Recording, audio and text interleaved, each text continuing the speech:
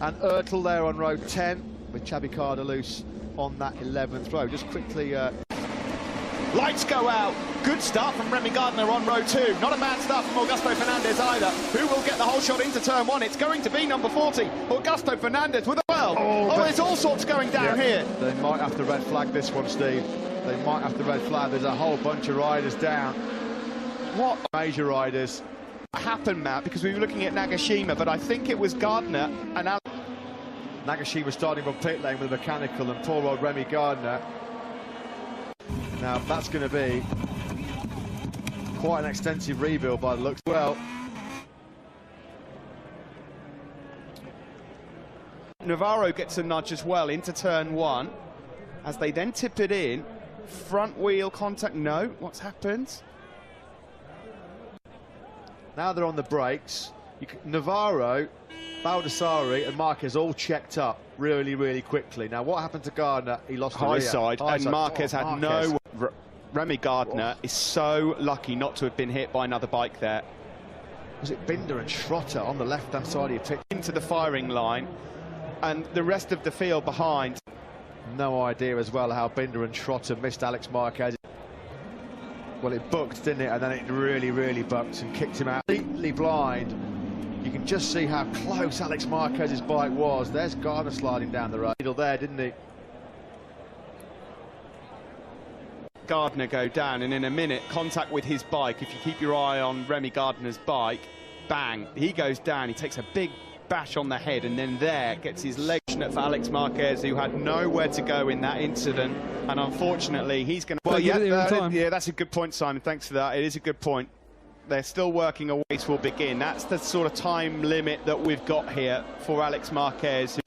To be caught up in that incident in such a massive weekend. It's your home Grand Prix. Each team in the quick restart procedure, they're allowed one race. 15 laps will be coming the way of these Moto2 riders. Nagashima, well, to start here in Moto2, 15 laps coming up. Good start there from Bulega. Tom Luti's got loads of clear air to go through now because of the gaps on the grid. Fernandez, though, is going to get down a few places with his teammate Fabio de Gianantonio. Schrotter's up to 7th from 14th on the grid as well. Yeah. Brilliant from the German. 5th is Navarro. He's got his teammate Fabio de Gianantonio, the Italian. So it will be Augusto Fernandez as Navarro tries to find a way up the inside of Xavi Vierge. There was not a lot of room there. Was that somebody going down 4? Sam Lowe's has recovered. He's up a couple of places. Bulega, horror show. He's down by 5. Lecuona made up some ground as well. Navarro, he saw the gap. Xavi Vierge, he had no idea he was there. Contact. I thought somebody was running wide, and it was Binder and Schrotter. There was a nudge there from Brad Binder. Leader, there's no room there though. Vierge will not allow Jorge Navarro through. Fernandez leading, fastest on circuit as well. Yeah, by a whisker, because first win. So here he is then, the 21-year-old doing a great job, former European Junior Cup champion from Baldassari. 3rd is Luti, then it's Vierge from our boys in the truck there.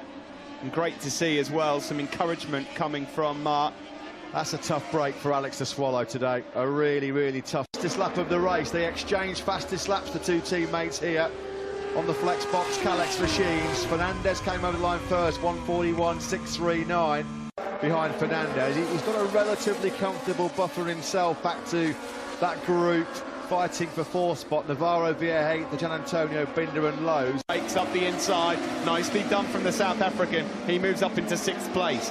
Really good lap that by Augusto Fernandez. He responded to Baldassari's red-hot pace in the floor and shocked everybody.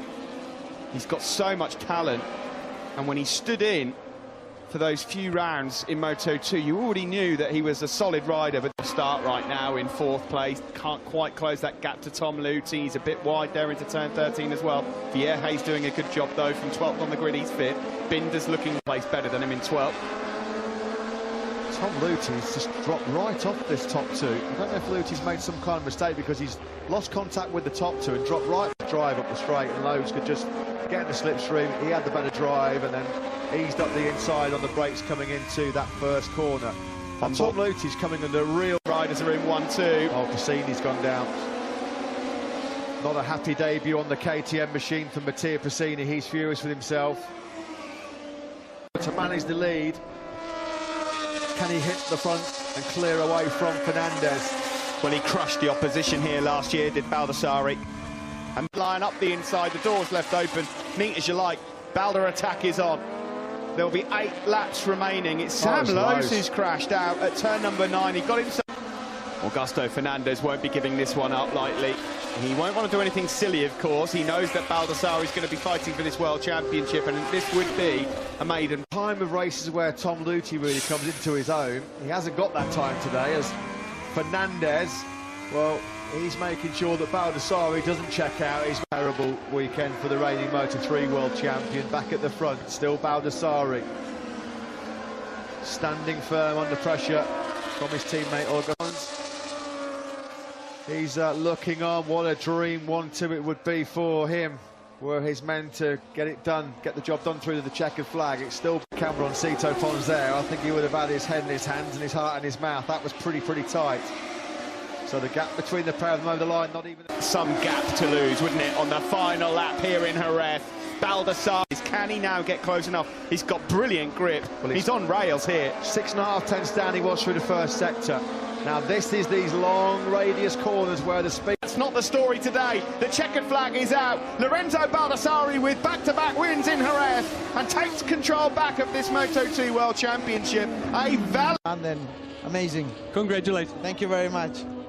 Congratulations. That start for Jorge Navarro is what really cost him, but so... One stage probably thought he wasn't going to be in the Grand Prix. Tetsuta Nagashima, a career best 7th place for him. Race pace for the last 5-7 laps, we were very strong. I want to thank my team, my family, my dad.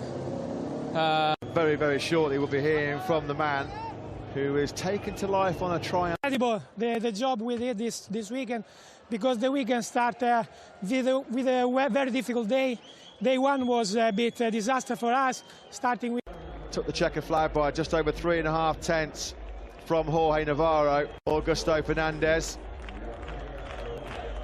But the flex box team, there's the 3 fastest Moto2 motorcycles in the world today. And talking of Italians, well, this man is cutting loose at the moment in the motor of the opening 4 Grand Prix.